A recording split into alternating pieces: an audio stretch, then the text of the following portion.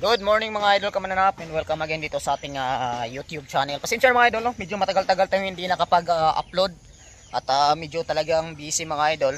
So bigyan ko lang kayo ng update, kunting update ito sa yard natin at medyo magulo-gulo yung yard natin mga idol dahil talagang sobrang busy natin. Pero so far mga idol, marami-rami pa naman tayong andyan pa naman marami na tayong mga materyales.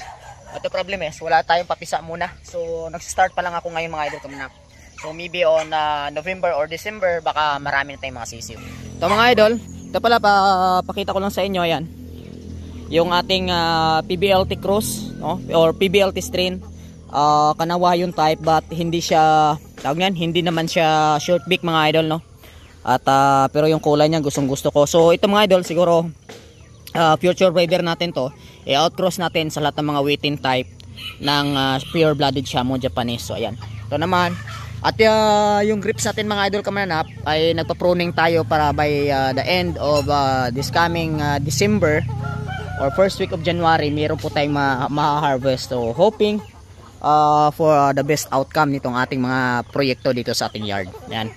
So yan yung ating Brazilian pulit natin. Yan mga idol is last train or last train ni Golden Boy, yung pinaka una nating Brazilian. No, yung import Brazilian natin mga idol. So yan. So yan yung dito, yan. Ito pala yung last train. Yan yung dalawang Brazilian na to na pulit. So pinapagala-gala ko para hindi magkaroon ng taba yung kanilang hindi magkasapula. And then dito, yan, napakabakante ng mga kulungan natin for BB stag. Ito naman is 5 months old natin, running 5 months old natin na PBLT strain. So pulit po yan mga idol kamananap. Ito ay second generation na. Second generation na to mga idol kamananap. Ibig sabihin, anak to nanay, then sila ang bunga. Ayan. Sila ang bunga mga idol. So yan. Ito, at ito naman, meron tayo dito yung mga pulit natin na outcross for battle. No? Ito yung ating mga hens. So we have Brazilian plucker. Yan, yung dalawang yan. Ito naman, Brazilian ganoy. Yan. So Brazilian ganoy ito mga idol kamananap. Sublos ang kanyang kulay. Kasi yung ganoy kasi mga idol, lumalabas din siya ng parang blues. So ang Brazilian natin nagpo-produce din ng golden blue. So ayun nangyari. Yan. So sila mga idol ay ready to breed na talaga. Napapisa ko na to sila isang bisis.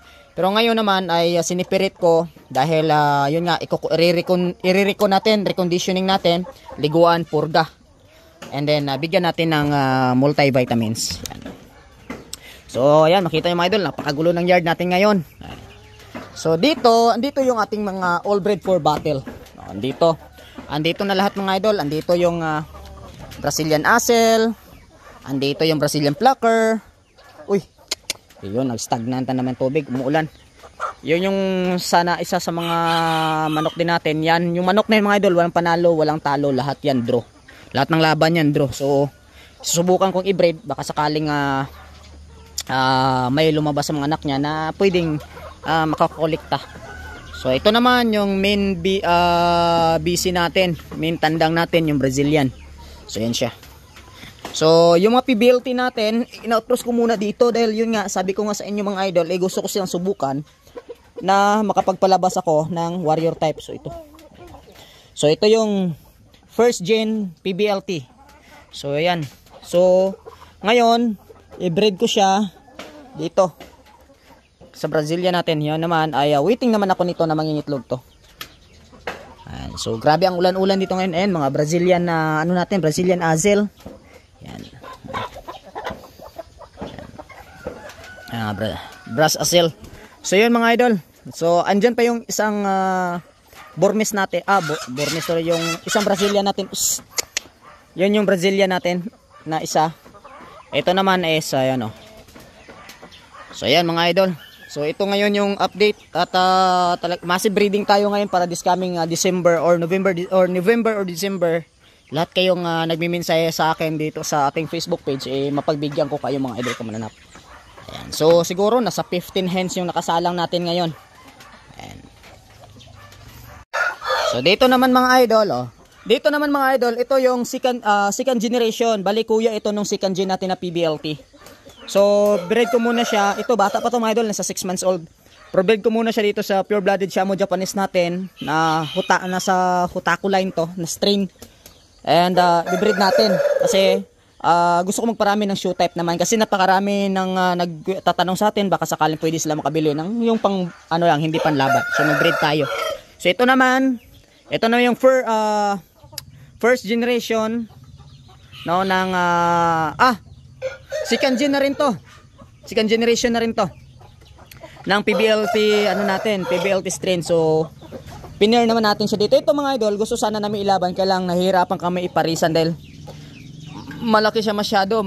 Usually ang makakatapat nito kapag may mga derby lang tayo naman mga idol sa ngayon hindi talaga ako ganong yung bayaw ko kasi ang gusto kong i-fight. So kaya lang kulang sa financial. So ayun, hindi na rin kasi ako nagapusta mga idol kamanap dahil na tayo sa 7th day. So ayan, hindi na rin tayo. So alaga na lang ako. So yung bayaw ko sana gusto i-fight pero hindi ma-fight dahil yun nga ayaw namin namang directly subukan sa malakihan sa buwan kasi hindi naman to sila hindi sila design for battle cross. No, so ayan. For battle. No, sila talaga is for fighting. Pero yung kapatid nito na pula yung kuya niya is andon sa bayaw ko na unmolt, pero yun yung pinaglalaanan niya na gusto niyang isabak na lang diretso kasi nahihirapan din siya. Pero ito pinabalik ko dahil gusto ko siyang gamitin lang for breeding muna. So ito naman mga idol is Brazilian Ganoy, no? Ang na to, yung isang tandang natin. Ito naman ay ang tatlo dito, dalawang sagid at isang pulit is already reserved. Kukunin din ng ating isang sa mga natin, sa mga followers natin sa Facebook, no? Repeat buyer din yung kumuha niyan. Ito yung mga PBLT cross natin. PBLT strain, PBLT strain. Oh. Yan, nasa 3 months old na sila mga idol. Yan, ito. Yan. So ito, na-damage, nasira. Sayang, ganda sana ng kulay mga idol kaman na po. Kaya lang, nabulag yan, nabulag. So, wala tayong magagawa. So ito naman. Yan, silang dalawa nag-away-away. So natuka yung mata. Ganun na nangyari. So yan. So ito yung munting update dito sa yard natin mga idol kamanap. At pamanhin muna kayo, no? Yan. Nagtatanong ko nung gamit kong vitamina dito mga idol. Anyway mga idol, wala namang bago. Alam niyo naman lahat ng ginagawa natin dito. No? Ang vitamins lang talaga ng aking mga alagang manok ay Vitamin Pro. And then, kapag may mga sipon-sipon, no? Primoxil powder lang talaga or either tablet mga idol kamananap. Yun yung talaga ang ginagamit natin dito sa yard natin. So, yun lang. So, I hope you enjoy itong munting video natin. Subukan mga idol na mag-update at mag-upload sa inyo. Kasi itong mga idol, sisirain ko to dahil yung lahat ng mga breeding ko doon, lilipat ko dito.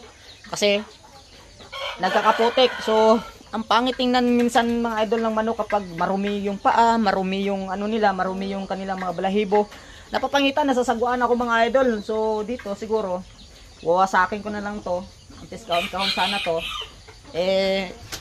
Hindi na ako magano kasi yung strain kasi naman natin dito sa yard natin mga idol is Brazilian base naman tayo. So lahat ng hen ko na pure blooded Shamo, Plucker, Asel, Brazilian, i-breed outcross natin or Ganoy, Pakistan Asel is outbreed naman natin yan sa ating Brazilian. So Brazilian crosses kasi Brazilian base yung yard natin mga idol kamanap.